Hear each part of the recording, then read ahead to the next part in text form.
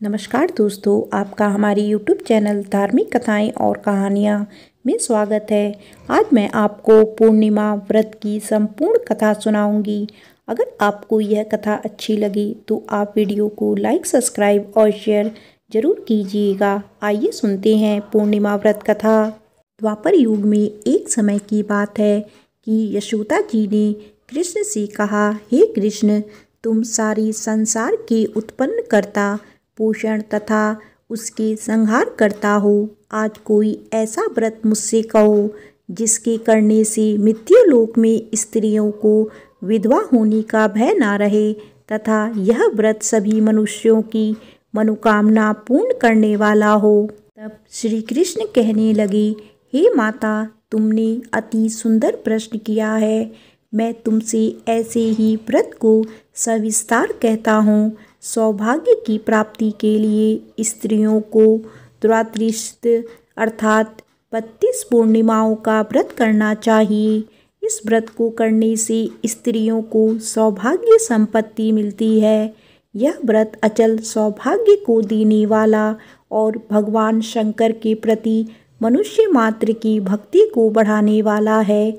यशोदा जी कहने लगी, हे कृष्ण, सर्वप्रथम इस व्रत को मृत्युलोक में किसने किया था, इसके विषय में विस्तार पूर्वक मुझसे कहो।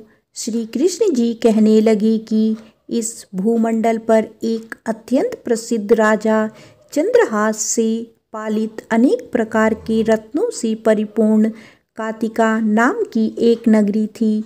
वहाँ धनेश्वर नाम का एक ब्राह्मण रहता था और इसकी स्त्री अति सुशील रूपवती थी। दोनों ही उस नगरी में बड़े प्रेम के साथ रहते थे। घर में धन धान्य आदि की कोई कमी नहीं थी। उनको एक बड़ा दुख था, उनके कोई संतान नहीं थी, जिस वजह से वह बहुत दुखी रहते थे। एक दिन एक बड़ा तपस्वी योगी उस नगरी में आया। वह योगी बाकी सभी घरों से भिक्षा मांगकर भोजन किया करता था, लेकिन उस ब्राह्मण के घर से भिक्षा नहीं मांगा करता था। एक दिन योगी गंगा किनारे भिक्षा मांगकर प्रेम पूर्वक खा रहा था कि धनेश्वर ने योगी को यह सब करते देख लिया। सब कार्य किसी प्रकार से देख लिया।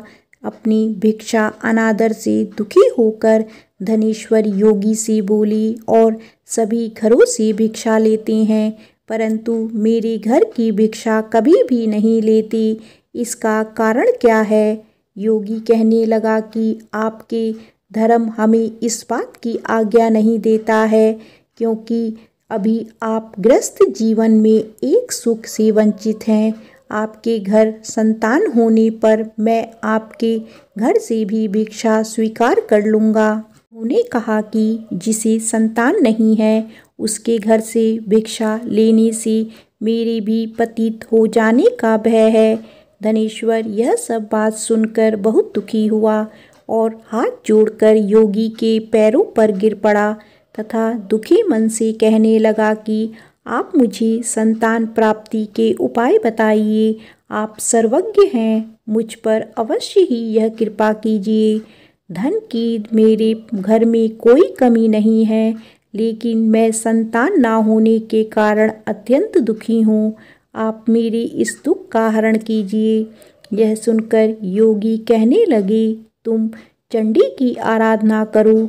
घर पहुंचकर उन्होंने यह सारी बात अपनी पत्नी को बताई और खुद वन में चला गया। वन में पहुंचकर उसने चंडी की आराधना की और उपवास किया।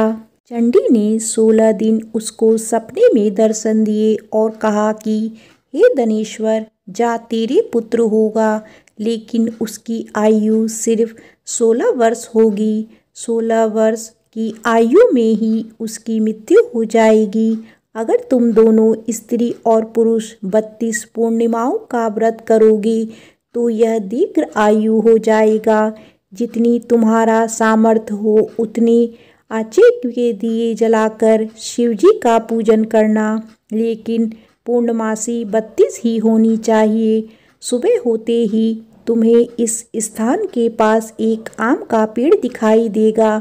उस पर चढ़कर एक फल तोड़कर अपने घर चले जाना, अपनी स्त्री को इस बारे में बताना।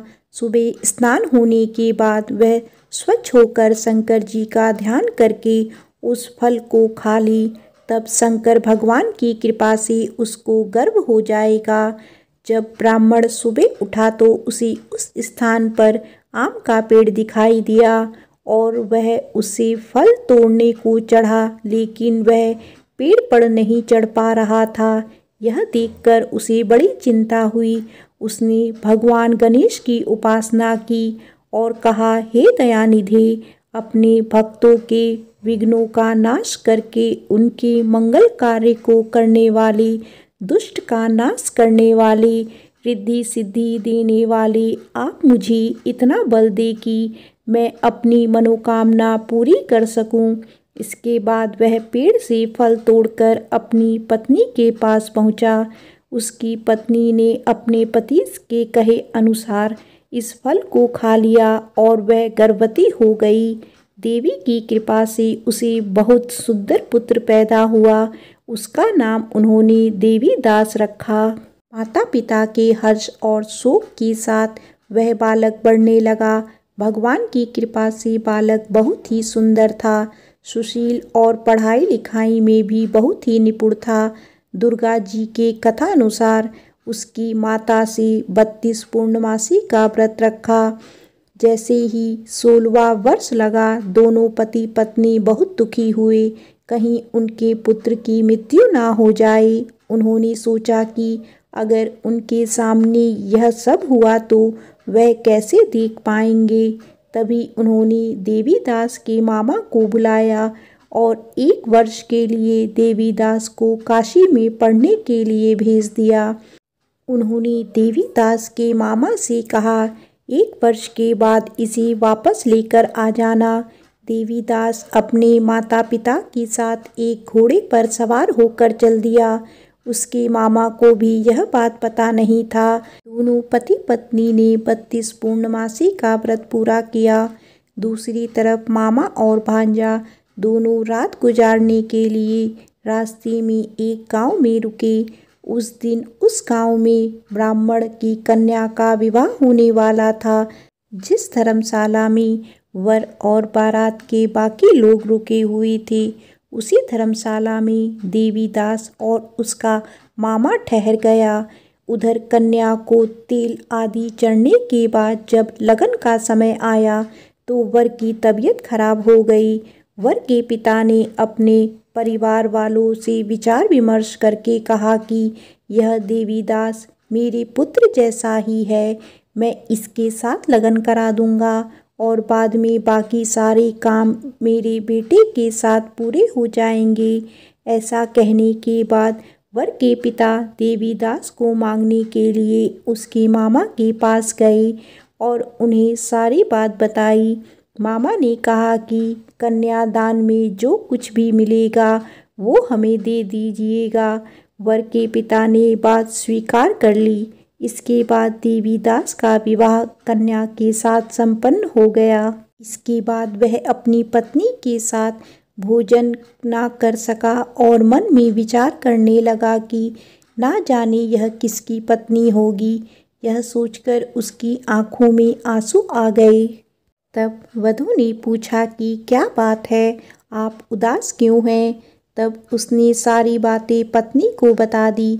तब कन्या कहने लगी, यह ब्रह्म विवाद के विपरीत है। आप ही मेरे पति हैं, मैं आपकी ही पत्नी रहूंगी, किसी अन्य की कभी नहीं। तब देवीदास ने कहा, ऐसा मत करिए, क्योंकि मेरी आयु बहुत कम है, मेरे बाद आपका क्या होगा। लेकिन उसकी पत्नी नहीं मानी और बोली, स्वामी आप भोजन कीजिए। दोनों रात में सोने के लिए चले गए। सुबह देवीदास ने पत्नी को 4 नगों से जड़ी एक अंगूठी दी और एक रुमाल दिया और बोला कि हे प्रिय, इसे लो और संकेत समझकर स्थिरचित्त हो जाओ। मेरे मरण और जीवन जाने के लिए एक पुष्प वाटिका बना लो, उसमें सुगंधित वाली एक नवमल्लिका लगा लो। उसको प्रतिदिन जल से सींचा करें और आनंद के साथ खेलो कूदो। जिस समय और जिस दिन मेरा प्राणांत होगा उस दिन यह फूल सूख जाएगा।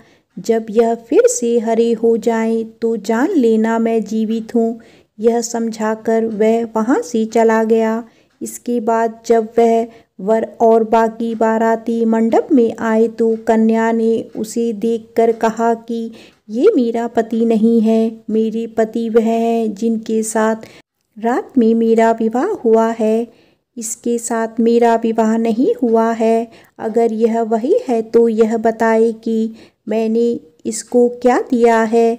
साथ ही कन्यादान के समय जो आभूषण मिले उन्हें दिखाए। कन्या की ये सारी बातें सुनकर वह कहने लगा कि मैं यह सब नहीं जानता। इसके बाद सारी बारात भी अपमानित होकर लौट गई। भगवान कृष्ण बोले, हे माता, इस प्रकार देवीदास काशी चला गया। कुछ समय जब बीत गया तो एक सर्प उसको डसने के लिए वहां आया, लेकिन वह उसको काट नहीं पाया क्योंकि उसकी माता ने पहले ही 32 पूर्णमासी का व्रत कर लिया था। इसके बाद खुद काल वहां पहुंचा। भगवान की कृपा से तभी वहां माता पार्वती और भगवान गणेश आ गए। देवीदास को मूर्छित दशा में देखकर माता पार्वती ने भगवान शिव से प्रार्थना की कि महाराज, इस बालक की माता ने पहले ही 32 पूर्णमासी के व्रत कर लिए हैं, आप इसको प्राण दें। भगवान शिव ने माता पार्वती के कहने पर उन्हें प्राण दान दे दिया। उधर उसकी पत्नी उसके काल की प्रतीक्षा कर रही थी। उसकी पत्नी ने जाकर देखा कि पुष्प और पत्र दोनों ही नहीं है तो उसको बहुत आश्चर्य हुआ। और जब उसने देखा कि पुष्प वाटिका फिर से हरी हो गई तो वह समझ गई कि उसका पति जिंदा हो गया है।